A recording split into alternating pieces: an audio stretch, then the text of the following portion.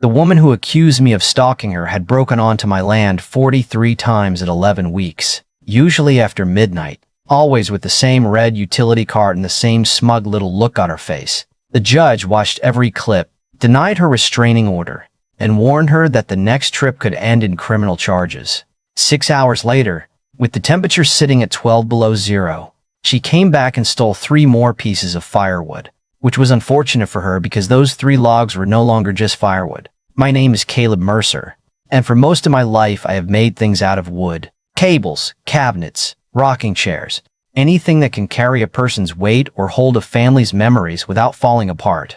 My father taught me in a narrow shop behind our house in Salida, Colorado, where the walls were raw plywood and the floor was always covered in curls of pine that stuck to your socks. He was the kind of man who could look at a warped board and tell you where the tree had grown, what side faced the wind, and whether the person who milled it knew what he was doing. He used to say, "Wood remembers pressure, and people do too." I did not understand that when I was 9, but I understood it later. By 24, I was building custom furniture out of a rented bay beside an auto repair shop. By 35, I had enough work to buy 6 acres near Red Feather Lakes, a weathered cabin, and an old pole barn I turned into a proper workshop. The place sat above a valley full of lodgepole pine and scrub oak, with a narrow county road curling below it like a gray ribbon. In winter, the snow came sideways. The air smelled sharp enough to cut, and the silence was so complete you could hear ice forming along the edge of the roof. I liked it that way. My marriage did not. My ex-wife, Erin, used to call the cabin our escape, right up until she realized an escape still needs plumbing repairs, split wood, and snow tires. She moved to Fort Collins with a dentist named Brent who owned 3 identical quarter-zip sweaters and talked about property values during dinner. I kept the cabin, the shop, and my daughter Hazel every other week. Hazel was 11, all elbows and dark curls, with a habit of watching before she spoke. She would sit on a milk crate near my bench, hand me clamps, sweep shavings into piles, and ask questions that were always better than the answers I gave her. She was the reason I kept 9 cords of wood stacked tight along the south wall of the cabin. Ash for long burns, pine for quick heat, and applewood for the nights when I wanted the place to smell like something warmer than winter. I cut and split most of it myself. There is a rhythm to splitting wood that makes sense when nothing else does. Lift, breathe, swing, crack, then 2 clean halves falling away from each other. No arguments, no hidden meaning, no meetings, no politics. Just force, grain, and truth. Then Pine Hollow Ridge was built below me. 32 oversized houses on small lots, dark siding, metal roofs, hot tubs glowing blue through the trees, every driveway containing at least one luxury SUV that had never seen actual mud. My cabin had been there for almost 40 years before the subdivision, and my deed was clean. I was not part of their homeowners association, never signed their covenanters, never paid their dues, never asked permission to exist. That fact bothered Marlene Kessler more than anything else about me. Marlene had been president at Pine Hollow Ridge for 3 years, and she carried herself like the mountain had been zoned specifically for her convenience. She was in her late 50s, broad-shouldered, platinum blonde, always wrapped in expensive outdoor clothing that looked too new to have ever touched snow. She drove a silver Mercedes SUV with a vanity plate that said RULS1, and she carried a leather binder everywhere, even when there was nothing to bind. The first time she came to my property, she marched up the gravel drive in ankle boots and announced that my firewood stack violated the neighborhood appearance standards. I told her I was not in the neighborhood. She smiled the way people smile when they think patience is something only other people need. She said, "We consider your property visually connected to the community." I took a sip of coffee and said, "That sounds emotionally difficult for you." Her smile disappeared. She opened the binder, wrote something down, and told me I would receive formal notice. I told her she could send it to the moon for all the legal way to carry it. She left without saying goodbye, heels crunching hard enough to sound personal. 2 weeks later, the wood started disappearing. At first it was 6 or 7 logs on the coldest nights, enough to make me question whether I had counted wrong. Then it became regular. I marked the ends of certain pieces with tiny green pencil lines and photographed the stack before bed. By the end of the 2nd week, I knew someone was taking from me. Not randomly, but carefully. always from the top, always choosing the driest hardwood. I mounted a hunting camera on a spruce 25 feet away. The first usable clip came in at 1:38 in the morning. Marlene appeared in a black parka, headlamp glowing, pulling a red garden wagon behind her. She looked around once, walked straight to the stack, chose 8 ash logs, loaded them, and dragged them downhill toward Pine Hollow Ridge. 12 minutes later, she came back and took 8 more. I watched the footage 3 times, not because I doubted what I saw, but because there is a strange moment when someone proves they are exactly as bad as you suspected, and part of you still wants to give them another explanation. The next morning, I went to her house. She answered in silk pajamas, holding a mug that said Queen of the Mountain. Behind her was a spotless living room, a stone fireplace, and one of my marked ash logs burning under a row of decorative candles. I told her I had her on video. She barely glanced at me. She said the association had adopted a winter resource sharing policy for visible combustible materials. I asked to see it. She said it was discussed in executive session. I asked if executive session was another name for stealing before breakfast. Her face tightened. Then she leaned closer and said, "Mr. Mercer, you need to understand that living near our community comes with responsibilities." I looked past her at my wood burning under a framed photograph of her standing beside that silver Mercedes, and something inside me went very still. I said, "No, Marlene, living near me comes with property lines." She closed the door in my face. 3 days later, I received 4 violation letters from an HOA I did not belong to. 1 for workshop noise, 1 for my truck, 1 for the woodpile, and 1 for Hazel's sled leaning beside the porch. The fine for the sled was $200. Hazel read the letter at the kitchen table, then looked at me and asked, "Can they really do that?" I wanted to tell her no, that adults with titles are not allowed to invent power. That rules means something. That evidence matters. But I had lived long enough to know the honest answer was more complicated. I folded the notice, placed it in a new file on my computer labeled Kessler, and said, "They can try." That night, smoke drifted from Marlene's chimney, sweet and heavy with my ash wood. And as I stood on the porch listening to the wind move through the trees, I realized this was no longer about a few missing logs. She was testing whether I could be pushed, whether my silence meant weakness, whether the man in the old cabin would eventually get tired and move aside. What Marlene did not know was that my father had taught me another rule in that dusty shop behind our house. Never force a joint before you understand where the pressure belongs. So I stopped arguing, stopped warning her, and started measuring everything. The first thing I measured was the woodpile. Every row, every species, every gap where a piece disappeared. Then I installed 2 more cameras, one under the workshop eave and another inside an old bluebird box facing the lower trail, all aimed at my own property, all time-stamped, all backed up somewhere Marlene could not reach with a ladder, a complaint form, or that ridiculous leather binder. For 3 weeks, I said nothing while she made trip after trip, sometimes taking 6 logs, sometimes 12, always on nights when the temperature dropped hard enough to turn your breath into crystals. And every morning I saved the footage, recorded the missing pieces, photographed the wagon tracks, then went back to building furniture as though none of it bothered me. It bothered me. I just stopped giving the feeling control of my hands. Anger is useful in a workshop for about 3 seconds, long enough to tell you something is wrong. After that, it makes you rush, and rushing is how fingers get lost. Then one evening, a man named Roy Callahan knocked on my door holding 2 cans of beer and a printed photograph. Roy lived near the bottom of Pine Hollow Ridge, a retired state trooper with a gray beard and shoulders like a refrigerator. And the photograph showed Marlene dragging his snowblower through the trees at 2606 in the morning. He set the picture on my table and said, "I thought I was losing my mind." I told him, "You are, but not about this." He laughed once, then stopped when I showed him my footage. We spent the next week talking quietly to people in the subdivision. And once the first person admitted something had gone missing, the stories came fast. Firewood from the Duncans, a pressure washer from the Myers, garden tools from an elderly widow named June Parlow, 2 propane tanks, a leaf blower, even a decorative metal elk that somebody later spotted behind Marlene's garage. Every complaint had gone to the HOA office, and every complaint had died there because Marlene controlled the board, the email account, the meeting schedule, and most of the residents through sheer exhaustion. She had built herself a perfect little system. She knew who traveled, who worked nights, who had cameras, who did not. And whenever anyone questioned why she was on their property, she called it a compliance inspection. It was not clever in the way a good lock is clever. It was clever in the way a bully learns which teachers look away. Then she crossed the line even I had not expected.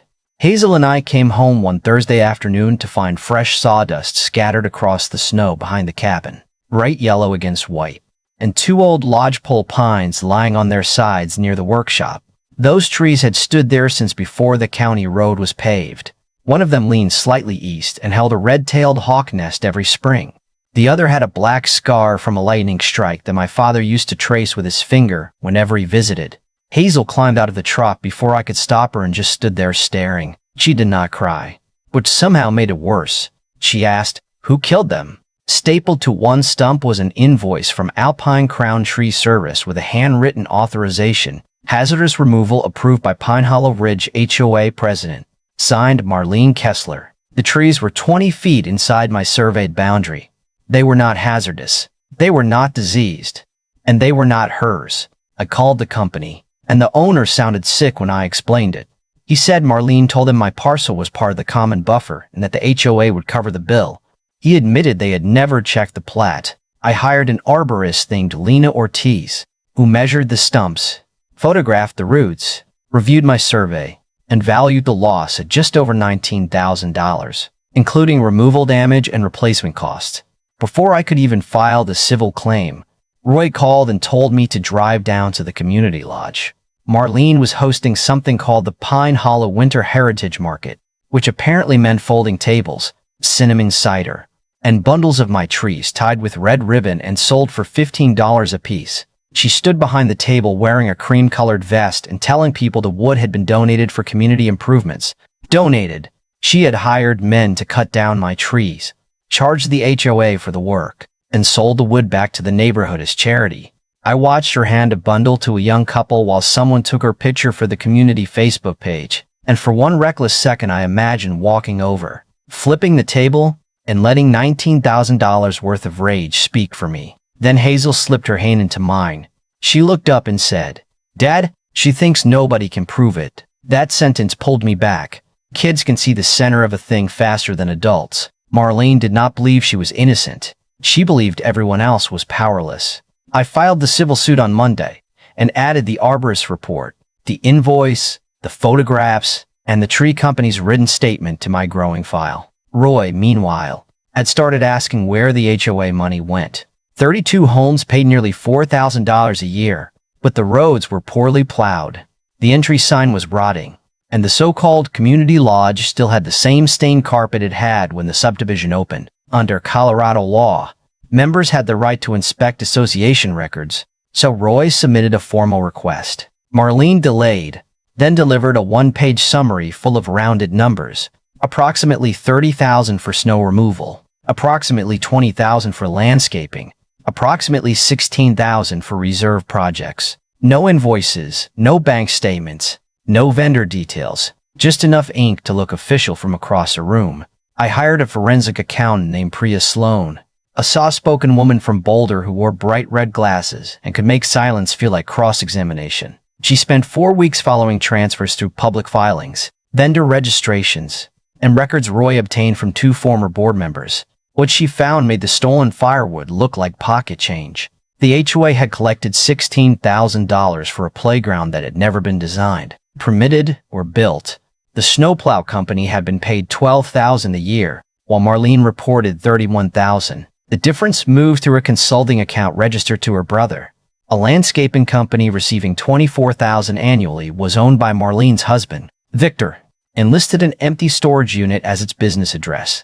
Over 6 years, Priya traced nearly $94,000 in unexplained transfers, inflated contracts, and direct payments benefiting the Kessler family. Victor also sat on the County Design Review Committee and had voted on 3 variance requests affecting Pine Hollow Ridge, including one that allowed his own house to extend 12 feet beyond the setback. When Priya slid the report across her desk, she said, "This woman did not wake up one night and decide to steal your firewood. She's been practicing on everybody for years." I drove home with the report on the passenger seat and thought about those 2 trees lying in the snow.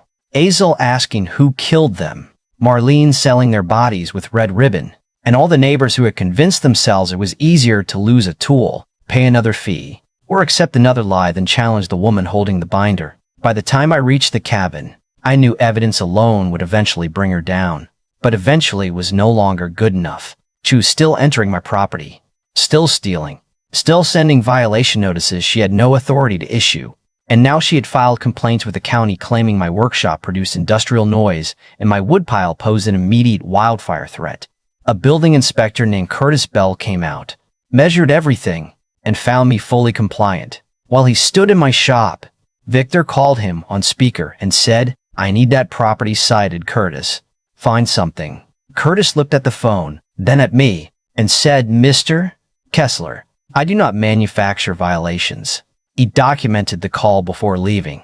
That was when the final pieces started sliding into place. I chose 18 dry ash logs from the top row, the exact kind Marlene always took first, bored narrow chambers through the end grain using my father's old drill press, and filled them with biodegradable glitter, a small amount of theatrical smoke powder, and a UV reactive tracing dye used for marking property. Nothing explosive, nothing designed to injure, just enough to make stolen property leave a signature. I sealed every opening with matching ash plugs, sand at the ends until the seams disappeared, and carved tiny identification marks underneath, C01 through C18. Then I stacked them where she would find them. The first 2 vanished the next night. 3 more disappeared 2 nights later. On Friday morning, I stood on the porch with coffee and watched gray smoke drift from Marlene's chimney. Then a brief ribbon of pink curled into the sky and vanished. I smiled for the first time in weeks. By Sunday, she had burned 7 marked logs, spreading invisible dye through her fireplace, carpet, furniture, hands, clothing, and probably every inch of that silver Mercedes. She still could not see it. And because she could not see it, she believed it did not exist. Then a deputy arrived at my workshop with an envelope. Marlene had filed for a restraining order, claiming I was stalking her, following her vehicle, and using concealed cameras to terrorize her family. At the hearing, she sat beside her attorney in a navy blazer, looking wounded and important, while my lawyer played footage from all 3 cameras, each one aimed only at my driveway, my workshop, and my woodpile. Then he played 43 separate clips of Marlene crossing onto my land after midnight and hauling away my firewood. The judge watched in silence, denied her petition, and told her plainly that she was the person trespassing. Marlene walked out without looking at me, her heels striking the courthouse floor like small gunshots. That night, the temperature fell to 12 below zero, and at 2:19 in the morning, 6 hours after a judge warned her to stay off my property, Camera 2 recorded Marlene returning with the red wagon and taking 3 more marked logs. When I checked the footage at sunrise, I did not feel surprised anymore. I felt ready. The annual Pine Hollow Ridge meeting was 5 days away. Priya had converted the financial trail into a presentation anyone could understand. Roy had gathered statements from 7 residents. A local reporter had agreed to attend, and in the bottom drawer of my workbench sat a battery-powered black light long enough to illuminate an entire wall. Marlene thought the meeting would be her chance to remove me from the mountain. I planned to let her stand in front of everyone she had robbed, holding the same binder she had used to frighten them, while her own hands told the truth. The Pine Hollow Ridge clubhouse smelled like burnt coffee, wet wool, and the lemon cleaner they used to hide the fact that the carpet had not been replaced since the subdivision opened. 26 of the 32 households were represented, which was more than anyone had seen at a meeting in years, and Marlene stood at the front beneath a wooden sign that said, "Community begins with trust," wearing a white quilted jacket, gold earrings, and the expression of a woman who believed attendance was the same thing as loyalty. Victor sat in the first row with his arms folded, while Priya waited near the projector and Roy stood against the back wall beside 2 residents whose equipment had disappeared. Hazel was home with my sister, but before I left, she handed me a small wooden ruler she had made in the shop and said, "In case you need to measure how big her lie is." I kept it in my coat pocket.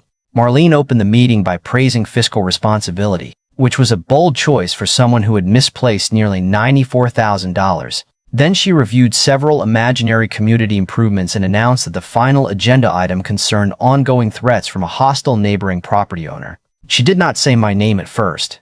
She did not need to. Half the room turned toward me.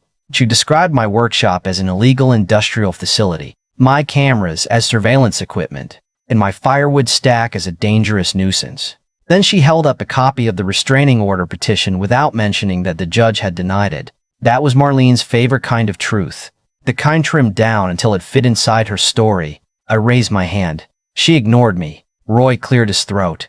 She ignored him too. Finally, June Parlow, the 76-year-old widow whose garden tools had vanished, said, "Let the man speak, Marlene." Other voices followed, quiet at first, then firm enough that Marlene understood the room was no longer arranged the way she thought it was. She gave me 2 minutes. I walked to the projector and said, "You have been taking from people for 6 years, so I may need 3. Roy smiled. Marlene did not. The first video showed 43 nighttime visits to my property, dates and times appearing in the corner. Marlene crossing the boundary, selecting logs, loading the red wagon, and disappearing downhill. No dramatic music, no narration, just snow, darkness, and repetition. That repetition mattered. One clip can be explained away. 43 becomes a habit. When the video ended, Roy played his footage of Marlene taking a snowblower. Then the Duncans showed her carrying their firewood. The Myers showed photographs of their missing pressure washer beside Victor's garage. And June placed an old receipt on the table for the garden tools Marlene had called community maintenance equipment. Marlene finally stood and said every item had been collected under HOA emergency authority. June looked at her and asked, "What emergency required my pruning shears at 1 in the morning?" Someone laughed. Then the laughter moved through the room, not because it was funny, but because fear had finally cracked and people were testing what freedom sounded like. Marlene slapped her binder shut and said the meeting was over. I said, "Not yet." Roy switched off the overhead lights. The room felt dark except for the projector screen and the red glow of the exit signs. I took the black light from my bag, turned it on, and aimed it toward Marlene. Her hands lit up electric blue. The dye glowed in every crease of her fingers, beneath her nails, along both wrists, across the front of her white jacket, and in broad smears on the leather binder she had carried like a badge for years. A blue handprint shone near her shoulder where she must have adjusted the jacket after handling the logs. Thin glowing streaks ran across Victor's sleeve too, probably transferred inside their house. The entire room went silent. Marlene stared at her hands as though they belonged to someone else. She rubbed them against her pants, which only spread the glow. I explained that several logs from my property had been marked with non-toxic UV tracing dye, each one identified and documented before being placed back on my own woodpile. The only way the dye could be on her body, clothing, and belongings was if she had handled those logs after entering my land. She called it entrapment. Roy said, "Nobody invited you onto his property." Marlene pointed at me and shouted that I had contaminated her home. I answered, "You carried it there." That was the first moment I saw real fear on her face. Not outrage, not performance, fear, because the room could finally see something she had believed was invisible. Then Priya turned on the projector.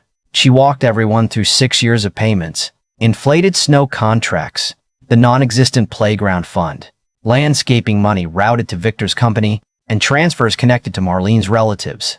She spoke without anger, which somehow made every number hit harder. $93,840. That was the final amount she could trace.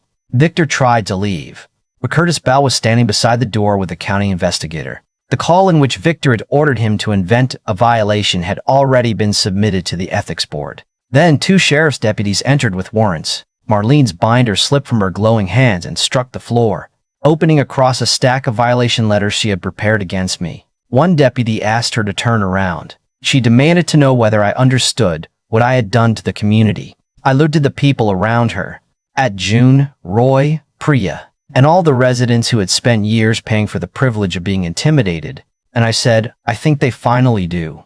Outside, snow was falling in large, slow flakes as the deputies guided Marlene toward the patrol car. Under the parking lot lights, glitter clinging to her jacket flashed gold and pink with every step. It was not dignified, but just as rarely asks what outfit you plan to wear. Marlene later accepted a plea agreement that included jail time, probation, and restitution. Victor resigned from the county committee before they could remove him, though the ethics investigation continued, and the variance on their own house was reopened. The HOA recovered most of the missing money, adopted dual signatures for every account, and elected Roy as interim president. His first official action was to throw away every violation Marlene had issued against my property. His second was to create a voluntary firewood exchange for residents who genuinely needed help during cold weather. No secret policies, no midnight collection, no binder required. The civil case over my trees was settled too. I used part of the money to plant 2 young pines with hazel in the exact places where the old ones had stood. They looked impossibly small against the sky, but hazel pressed the soil around their roots and said, "They know where to grow." I opened the workshop to neighborhood kids on Saturdays, and within a few months the building Marlene had tried to shut down was full of sanding blocks, crooked birdhouses, and children learning that making something takes longer than taking it. Sometimes, though, I still wonder whether the dialogues crossed a line. They were safe, legal, and placed on my property, but I knew she would steal them. Some people called it clever. Others called it a trap. Maybe justice and revenge can use the same tools and still build different things. So tell me honestly, did Marlene earn everything that happened to her? Or did I go too far when I turned my wood pile into evidence? Leave your answer in the comments. Share this story with anyone who has ever dealt with a neighbor who confused authority with ownership. And subscribe, because the next HOA president tried to shut down a beekeeper, and that fight did not end with glitter. It ended with thousands of very angry witnesses.